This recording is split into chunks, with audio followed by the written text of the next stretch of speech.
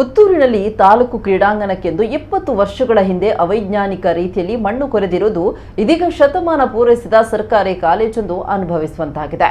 ಕಾಲೇಜಿಗೆ ಸೇರಿದ ಕ್ರೀಡಾಂಗಣವನ್ನ ಯುವಜನ ಮತ್ತು ಕ್ರೀಡಾ ಇಲಾಖೆಗೆ ನೀಡಲಾಗಿತ್ತು.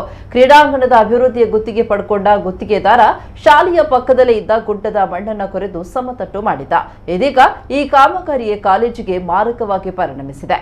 ಹಾಗಾದ್ರೆ ಕಾಲೇಜು ಅನುಭವಿಸ್ತಾ ಇರುವ ಸಮಸ್ಯೆ ಆದರೂ ಏನು? ಇಲ್ಲಿದೆ ನೋಡಿ.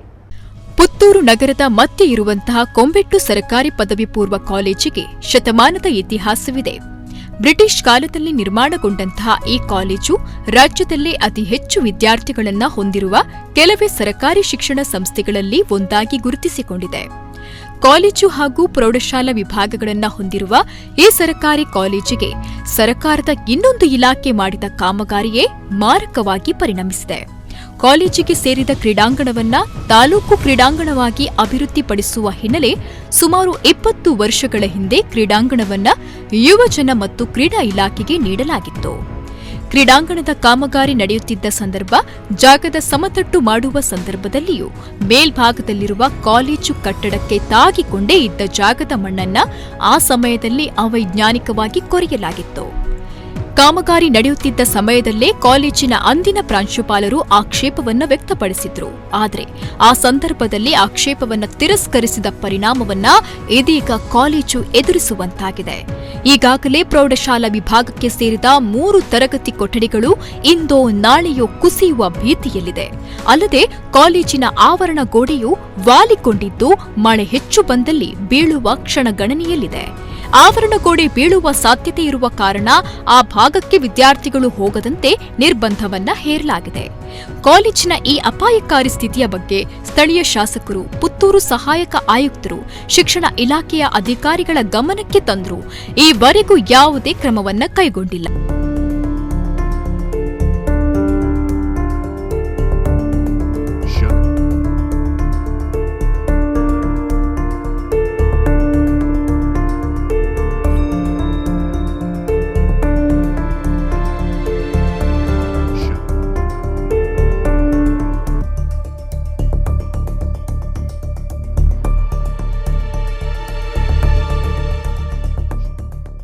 ಹದಿನೈದು 20 ವರ್ಷಗಳ ಹಿಂದೆ ಕ್ರೀಡಾ ಇಲಾಖೆಗೆ ನಮ್ಮ ಕಾಲೇಜಿಗೆ ಸೇರಿರುವಂತಹ ಕ್ರೀಡಾಂಗಣವನ್ನು ಯುವಜನ ಮತ್ತು ಕ್ರೀಡಾ ಇಲಾಖೆಗೆ ವಹಿಸಲಾಗಿತ್ತು.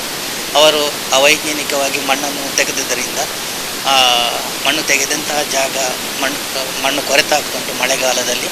ಹಾಗಾಗಿ ಈಗ ಕುಸಿಯುವ ಭೀತಿಯಲ್ಲಿದೆ.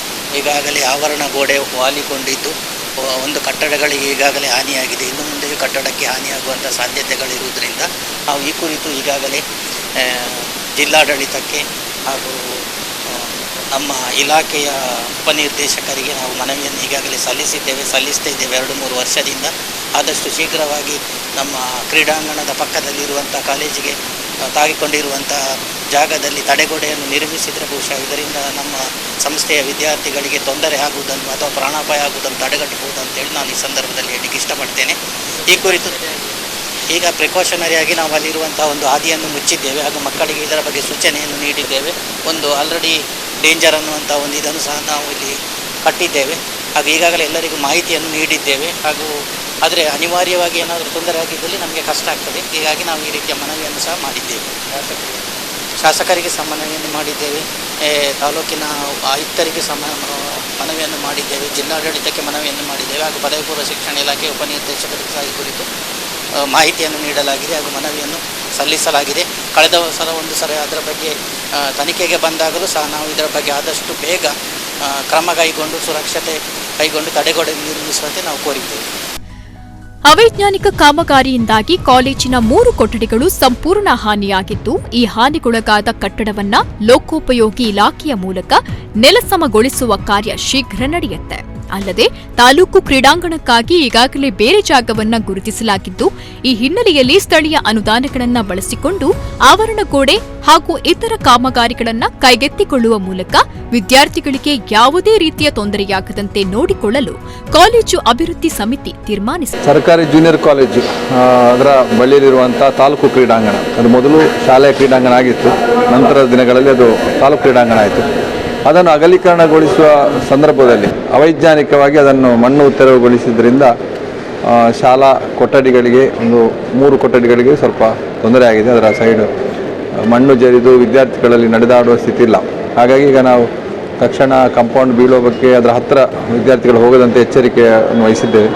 ಹಾಗೆ ಈಗಾಗಲೇ ಇರುವಂಥ ಕೊಠಡಿಗಳಿಗೆ PWDಗೆ ಸ್ಟೆಬಿಲಿಟಿ ಸರ್ಟಿಫಿಕೇಟ್ ಬರೆದಾಗ ಅವರು ಅದನ್ನು ತೆರವುಗೊಳಿಸಬೇಕು ಅಂತ ಹೇಳಿದ್ದಾರೆ. ಅದರ ಟೆಂಡರ್ ಕಾರ್ಯ ನಡೀತಾ ಇದೆ. ಹಾಗೆ ಮುಂದಕ್ಕೆ ಶಾಸಕರಲ್ಲಿ ಹಾಗೂ ಇಲಾಖೆಯಲ್ಲಿ ಶಾಲೆಯ ವತಿಯಿಂದ ಬೇಡಿಕೆ ನೀಡಿದ್ದೇವೆ. ಅದನ್ನು ಶಾಸಕರ ಅತ್ಯಂತ ಮುತುವರ್ಜಿಯಿಂದ ಈಗ ತಾಲೂಕು ಕ್ರೀಡಾಂಗಣವನ್ನು ಬೇರೆ ಕಡೆಗೆ ಶಿಫ್ಟ್ ಮಾಡಲಿಕ್ಕೆ ಪ್ರಯತ್ನಗಳನ್ನು ಮಾಡ್ತಾ ಇದ್ದಾರೆ. ಜಾಗ ಗುರುತಿಸಿ ಕೂಡ ಆಗಿದೆ. ಹಾಗಾಗಿ ನಂತರ ದಿನಗಳಲ್ಲಿ ಇದಕ್ಕೆ ಸ್ಟೋನ್ ಪಿಚ್ಚಿಂಗ್ ಅಥವಾ ಕಾಂಕ್ರೀಟ್ ಒಂದು ಸ್ಟೇಡಿಯಂ ಥರ ಮಾಡಿ ಇದನ್ನು ನಿರ್ವಹಣೆ ಮಾಡೋದು ಅಂತೇಳಿ ಅಧಿಕಾರಿಗಳೆಲ್ಲ ತಿಳಿಸಿದ್ದಾರೆ, ಶಾಸಕರು ತಿಳಿಸಿದ್ದಾರೆ. ಅಲ್ಲಿ ಆವರಣ ಗೋಡೆ ಶಿಥಿಲವಾಗಿ ವಾಲಿತ್ತು. ಅದನ್ನು ತಕ್ಷಣ ನಾವೀಗ ತೆರವುಗೊಳಿಸಿ ಒಂದು ಬೇಲಿಯ ವ್ಯವಸ್ಥೆ ಮಾಡಿದ್ದೇವೆ. ಮುಂದಕ್ಕೆ ಅದನ್ನು ಅನುದಾನದ ಹಣ ಬಂದ ನಂತರ ಅದನ್ನು ರೀಕನ್ಸ್ಟ್ರಕ್ಷನ್ ಮಾಡಲಿಕ್ಕಿದೆ. ಹಾಗಾಗಿ ಮುಂದಿನ ದಿನಗಳಲ್ಲಿ ಆ ಸಮಸ್ಯೆ ಇದಾಗುವುದು. ಈಗ ಸದ್ಯಕ್ಕೆ ತೊಂದರೆ ಆಗದಂತೆ ಶಾಲಾ ಆಡಳಿತ ಮತ್ತು ಪ್ರಿನ್ಸಿಪಾಲ್ರೆಲ್ಲರೂ ಮುತುವರ್ಜಿ ವಹಿಸಿ ಅದಕ್ಕೆ ರಕ್ಷಣಾ ಕಾರ್ಯವನ್ನು ಮಾಡಿದ್ದೇವೆ. ಅದೇನೇ ಇರಲಿ, ಸರ್ಕಾರ ಅನುದಾನ ಬಿಡುಗಡೆ ಮಾಡುತ್ತೆ ಅನ್ನುವ ಕಾರಣಕ್ಕೆ ಹಣವನ್ನ ಹೇಗಾದ್ರೂ ಪೋಲು ಮಾಡಬೇಕು ಅನ್ನುವಂಥ ಮನಸ್ಥಿತಿಯ ಆಡಳಿತ ವ್ಯವಸ್ಥೆಯಿಂದಾಗಿ ಶತಮಾನ ಪೂರೈಸಿದ ಸರ್ಕಾರಿ ಶಾಲೆ ಇದೀಗ ಸಂಕಷ್ಟಕ್ಕೆ ಸಿಲುಕಿದ್ದು ವಿಪರ್ಯಾಸವೇ ಸರಿ. ನಮಕುಡ್ಲ ನ್ಯೂಸ್, ಪುತ್ತೂರು.